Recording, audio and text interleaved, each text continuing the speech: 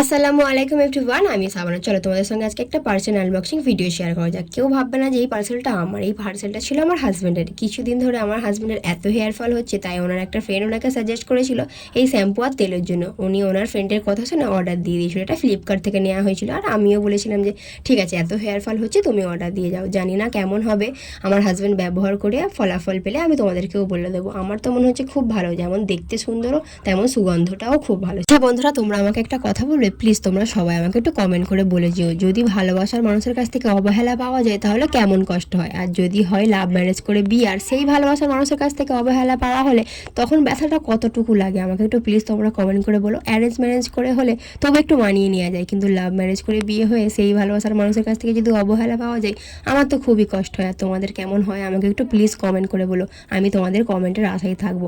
আর ভালোবাসা কাকে বলে আর প্রেম কাকে বলে যদি বলে বুঝে থাকো, আমাকে একটু কমেন্ট করে বলো। বাই বাই বন্ধুরা।